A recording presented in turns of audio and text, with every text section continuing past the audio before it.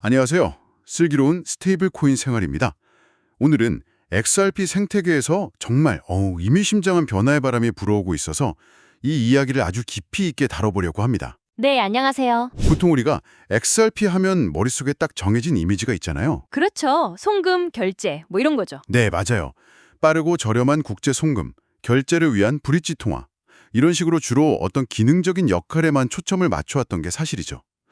그런데 만약에 이 XRP가요, 단순히 어딘가로 보내고 받는 자산을 넘어서 마치 은행 예금처럼 가만히 보유하는 것만으로도 새로운 가치, 그러니까 수익을 만들어내는 자산으로 진화한다면 어떨까요?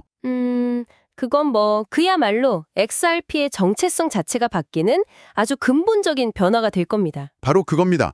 그동안 막연한 기대감이나 아니면 루머로만 떠돌던 이야기, XRP를 이자를 낳는 자산으로 만들겠다는 비전이 있었는데 이번에 아주 구체적인 기관들의 파트너십을 통해 공식적으로 수면 위로 떠올랐습니다. 오늘 저희는 이 뉴스가 단순한 협약 발표를 넘어 어떤 거대한 그림을 그리고 있는지, 그리고 이 변화의 흐름 속에서 우리가 무엇을 좀 냉철하게 짚어봐야 하는지 하나씩 파헤쳐 보겠습니다. 자, 그럼 먼저 사건의 발단부터 짚어보죠. 정확히 어떤 뉴스가 발표된 건가요? 네, 핵심 사실부터 딱 정리해 드릴게요. 지난 12월 17일 SBI 리플라시아하고 도플러 파이낸스라는 두 회사가 양해각서, 즉 MOU를 체결했다는 소식입니다. SBI 홀딩스는 일본의 거대 금융그룹이라 많은 분들이 아실 테고요.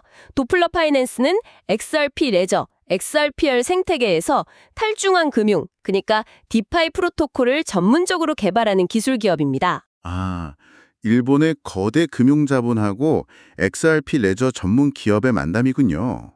그럼 이들이 손을 잡고 이루려는 목표는 구체적으로 뭐였나요? 목표는 발표문에 명확하게 두 가지로 제시됐습니다. 첫 번째는 XRP 레저 위에서 XRP를 기반으로 하는 수익 청출 인프라를 공동으로 개발하겠다 이거고요. 수익 인프라요? 네. 그리고 두 번째는 채권이나 부동산 같은 실물 자산, RWA라고 하죠. 이 RWA를 토큰화하는 사업을 함께 개발하겠다는 겁니다. XRP로 수익을 만들고 또 실물 자산을 토큰화한다. 굉장히 야심찬 계획으로 들리는데요. 여기서 우리가 특별히 좀 주목해야 할 부분이 있을까요? 예를 들면 이 서비스는 대체 누구를 위한 건가 하는 점 말이죠. 정확한 질문이십니다. 바로 이 모든 계획의 타겟이 우리 같은 개인 투자자가 아니라 처음부터 기관 시장을 정조준하고 있다는 점, 이게 가장 중요합니다. 그리고 그 강력한 증거로 기관들이 이제 수천억 원의 자산을 믿고 맡길 수 있도록 SBI 디지털 마켓이라는 기관이 있거든요. 여기가 기관 커스터디, 다시 말해 자산의 분리보관 역할을 담당할 거라고 명시를 했어요. 이건 단순히 우리 기술 한번 개발해 볼게 이게 아니라 처음부터 제도권 금융의 규칙 안에서 기관들을 위한 판을 짜겠다는 의도를 명확하게 보여주는 신호인 거죠. 알겠습니다. 사실 블록체인 업계에서 파트너십 발표는 워낙 흔해서 자칫하면 그냥 지나치기 쉬운데 지금 말씀을 들어보니까 이번 MOU는 그 무게감이 전혀 다른 것 같네요. 이 뉴스가 왜 그렇게 중요한지 좀 더 깊이 들어가 보죠. 네, 저는 이 뉴스의 중요성을 크게 세 가지 관점에서 봐야 한다고 생각합니다. 첫 번째는 자산을 바라보는 관점이 가격 상승에서 현금 흐름, 그러니까 캐시플로우로 전환되는 아주 상징적인 사건이라는 점입니다. 가격에서 캐시플로우로의 전환이라 이게 정말 핵심적인 변화 같은데 청취자분들이 확실히 이해하실 수 있게 좀 더 구체적인 비유를 들어주실 수 있을까요? 물론이죠. 대부분의 개인 투자자들은 이 코인 가격이 과연 오를까? 이걸 가장 중요하게 생각하죠. 네, 그렇죠. 하지만 수조 원을 굴리는 기관 투자자들은 관점이 조금 다릅니다. 가격이 오르는 것도 물론 좋지만 그보다 훨씬 중요하게 보는 게 있어요. 바로 이 자산을 보유함으로써 꾸준하고 예측 가능한 현금 흐름, 즉 캐시플로우를 만들어낼 수 있는가 하는 점입니다. 알 것 같아요. 그러니까 단순히 집값이 오르기만을 기다리는 게 아니라 매달 꼬박꼬박 월세가 들어오는 상가 건물을 사는 것과 같은 관점이군요. 와, 완벽한 비유입니다. 시세 차익만 노리는 투자는 변동성이 크지만 안정적인 월세 수입은 포트폴리오의 기반을 다져주잖아요. 이번 MOU는 바로 XRP를 그런 기관의 관점으로 끌어올리려는 첫 공식적인 시도입니다. 가격 변동성에만 의존하는 투기적 자산이 아니라 보유하는 것만으로도 꾸준한 수익 구조를 만들어낼 수 있는 그런 운용 가능한 자산으로 탈바꿈시키겠다는 선언인 셈이죠. 그 의미가 정말 큽니다. 관점의 전환, 아주 흥미롭네요. 그렇다면 기관이라는 깐깐한 임차인을 들이기 위해서는 건물 자체도 튼튼하고 신뢰할 수 있어야 할 텐데요. 이게 두 번째 중요성이랑 관련이 있을까요? 맞습니다. 바로 그 지점이 두 번째 중요성, 접근 방식의 차별화와 직결됩니다. 이들은 처음부터 기관형 표준이라는 높은 기준점을 제시하고 들어왔어요. 발표 내용을 자세히 뜯어보면 우리가 흔히 보는 연수익률 수백 프로 보장 이런 자극적인 문구를 내세우는 일반 디파이 프로젝트들하고는 결이 완전히 다릅니다. 그런 자극적인 문구 대신에 어떤 단어들이 강조됐나요? 투명성, 그리고 규제 준수, 영어로는 compliance죠. 그리고 기관급, institutional grade 라는 단어가 계속해서 반복적으로 등장합니다. 이건 명확한 전략적 의도를 보여줘요. 당장 높은 수익률로 개인 투자자들을 유혹하게 보다는 규제를 철저히 지키고 신뢰할 수 있는 운용 구조부터 제대로 만들어서 기관들이 안심하고 들어올 수 있는 멍석을 깔겠다는 겁니다. 사실 기관급이라는 말이 크립토신에서 거의 유행어처럼 남용되기도 하잖아요. 맞아요. 좀 흔해졌죠. 그런데 여기서는 SBI라는 이름값이 붙으니까 그 무게감이 확 달라지는 거죠. 신뢰라는 인프라를 먼저 구축하겠다는 선언으로 들리네요. 자, 그럼 마지막 세 번째 중요성은 무엇일까요? 아까 실물자산, RWA 토큰화도 함께 언급됐는데 이게 어떻게 연결되는 건지 궁금합니다. 바로 그 RWA 토큰화가 세 번째 중요성, 즉 스테이블 코인 금융 생태계로의 확장이라는 큰 그림의 핵심 조각입니다. 한번 생각해 보세요. 토큰화된 채권이나 펀드 같은 실물자산 시장이 제대로 성장하려면 필연적으로 세 가지 요소가 한 세트로 움직여야 합니다. 어떤 요소들이죠? 첫째, 토큰화된 자산을 사고 팔 때 쓸 정산수단, 즉 스테이블 코인이나 현금성 토큰이 필요하죠. 네, 돈이 있어야 하고요. 둘째, 거래할 금융상품, 그러니까 토큰화된 채권 자체가 있어야 하고요. 마지막으로 이 모든 거래를 안전하고 효율적으로 처리할 인프라, 바로 블록체인 갈증 및 정산 레일이 필요합니다. 그러니까 토큰화된 자산이라는 상품, 그걸 거래할 XRP 레저라는 시장, 그리고 거래했을 돈, 이 세 가지를 한꺼번에 묶어서 거대한 금융 플랫폼을 만들려는 그 큰 그림인 거군요. 정확합니다. 이번 SBI와 도플러 파이낸스의 움직임은 XRP 레저가 이 세 가지 요소를 모두 아우르는 하나의 금융 패키지 제공자가 되려는 전략적인 행보로 볼 수 있습니다. 단순히 XRP로 이자 좀 줄게 하는 단편적인 이야기가 아니라 미래 금융 생태계의 중심에서 핵심 플레이어가 되겠다는 아주 큰 포석인 셈입니다. 와, 들어볼수록 그림이 점점 더 선명하고 거대해지는 느낌입니다. 그럼 이제 가장 본질적인 질문으로 넘어가 보죠. 이 거대한 비전의 첫 단추인 XRP 기반 수익이라는 것, 그 실체는 정확히 무엇일까요? 우리가 섣불리 기대하기 전에 현실적으로 짚고 넘어가야 할 주의점은 없을까요? 네.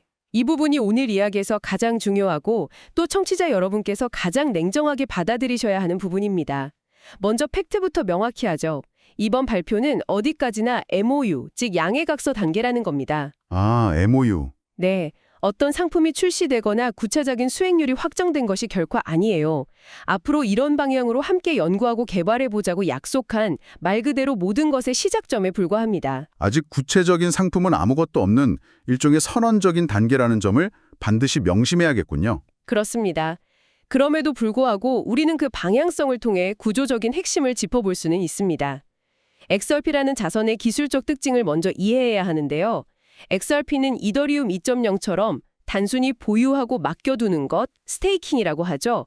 이걸로는 보상이 나오는 네이티브 스테이킹 기능이 없습니다. 그 말은 가만히 있는다고 저절로 수익이 생기는 구조가 아니니까 수익을 만들려면 무언가 다른 적극적인 방법을 찾아야 한다는 뜻이겠네요. 바로 그겁니다. 그래서 도대체 어떤 방식으로 수익을 창출할 것인가가 이 프로젝트의 성패를 가를 근본적인 질문이 됩니다. 가능한 시나리오는 여러 가지를 생각해 볼 수 있어요. 예를 들어 다른 사용자에게 XRP를 빌려주고 이자를 받는 대출 시장을 만들거나 다른 자산을 빌리기 위한 담보로 제공하고 수수료를 받거나 혹은 함께 추진하는 RWA, 가령 토큰화된 국채에서 나오는 이자 수익의 일부를 XRP 보유자에게 분배하는 방식 등이 있겠죠. 여러 가능성이 있군요. 그럼 앞으로 관련 상품이 나왔을 때 청취자 입장에서 다른 건 다 잊어버리더라도 딱 한 가지만은 반드시 확인해야 한다면 뭘까요? 딱 한 가지나 뽑으라면 이 질문을 던져봐야 합니다. 그래서 이 수익의 원천이 정확히 무엇인가? 그리고 그 과정이 기관 투자자가 두 발 뻗고 잘 수 있을 만큼 투명하고 체계적으로 관리되고 있는가? 이 질문에 명확하게 답할 수 없다면 그건 그저 이름만 기관형 인상법일 뿐입니다. 수익의 출처, 이걸 반드시 확인해야 합니다. 수익의 원천을 확인하라. 아주 중요한 지적이네요. 그리고 아까 기관들의 자산을 안전하게 보관해주는 기관 커스터디 역할이 강조되었다고 하셨는데 SBI 디지털 마켓이 이 역할을 맡는다는 게 왜 그렇게 결정적인 신호가 되는 건지도 궁금합니다. 기관 투자자에게 자산 운용의 제일 원칙은 수익 창출이 아니라 자산 보존입니다. 아, 버는 것보다 잃지 않는 것. 맞습니다. 100억을 버는 것보다 1억을 잃지 않는 것이 훨씬 더 중요하죠. 그런 관점에서 보면 온체인에서 발생하는 몇 퍼센트의 수익률보다 내 자산이 해킹이나 운영사의 파산, 횡령 같은 위험으로부터 안전하게 보관되고 회사의 다른 자산과 명확히 분리되며 언제든 제3자에 의해 감사가 가능한지가 생존과 직결된 최우선 순위가 됩니다. 아, 커스터디가 바로 그 생존을 위한 안전장치 역할을 하는 거군요. 맞습니다. 특히 SBI 디지털 마켓은 그냥 이름만 있는 유령 회사가 아닙니다.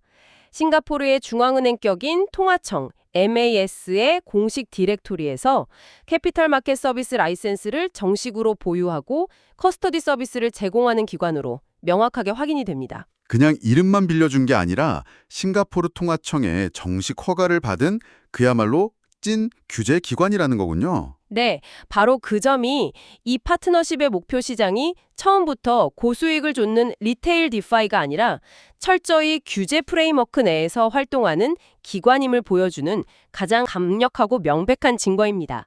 신뢰의 척도가 시작부터 다른 거죠. 자, 그럼 이제 마지막으로 정리를 해볼 시간입니다.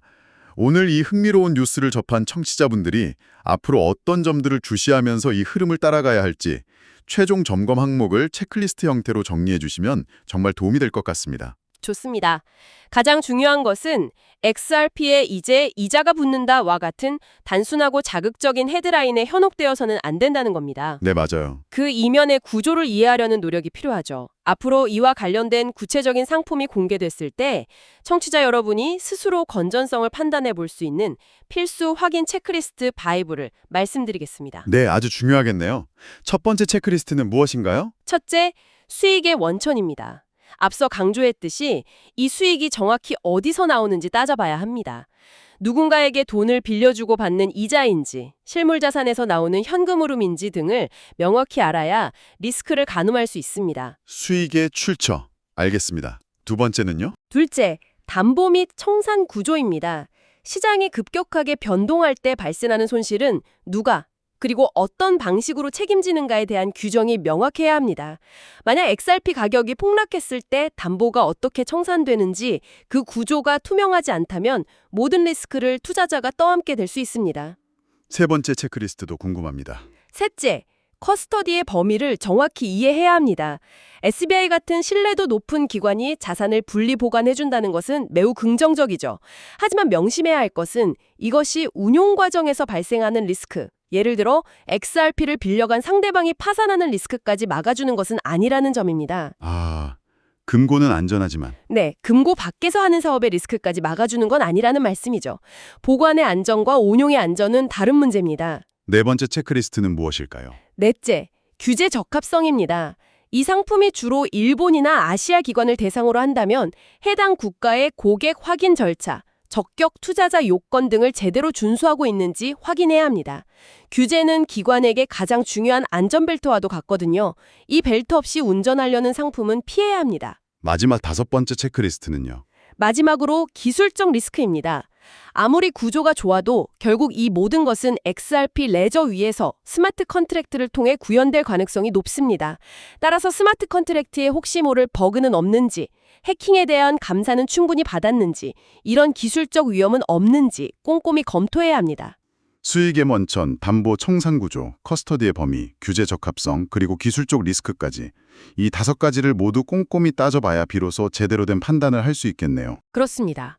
이 5가지 까다로운 질문에 모두 만족스러운 답을 내놓는 구체적인 상품이 세상에 나왔을 때 우리는 비로소 이것을 진정한 기관형 XRP 수익 상품이라고 부를 수 있을 겁니다. 자, 그럼 오늘 나눈 긴 이야기를 최종적으로 요약해 주시죠. 네, 오늘 뉴스의 핵심을 한 문장으로 정리하면 이렇습니다. XRP가 단순 송금 자산을 넘어 기관이 운용 가능한 수익 자산이라는 새로운 프레임으로 진입하려는 의미 있는 첫걸음이 공식화되었다. 이것이 핵심입니다. 하지만 아직은 첫걸음일 뿐이라는 점도 잊지 말아야겠죠. 맞습니다. 어디까지나 MOU 단계이므로 섣부른 기대는 금물입니다. 앞으로 공개될 구체적인 상품의 구조를 오늘 우리가 함께 짚어본 5가지 체크리스트를 기준으로 냉정하게 평가해야 합니다. 그 평가를 통해 이 원대한 움직임이 정말 기관들을 위한 금융 혁신인지 아니면 그저 그럴듯한 마케팅이었는지가 판가름 날 겁니다. 네, 감사합니다. 오늘은 XRP의 새로운 가능성과 그 이면의 냉정한 현실에 대해 아주 깊이 있게 들여다봤습니다. 막연한 기대보다는 오늘 제시된 체크리스트를 나만의 무기로 삼아서 앞으로의 변화를 차분히 지켜보는 지혜가 필요해 보입니다. 오늘 이야기가 도움이 되셨다면 구독, 좋아요, 알림 설정 부탁드립니다. 감사합니다. 지금까지 슬기로운 스테이블 코인 생활이었습니다.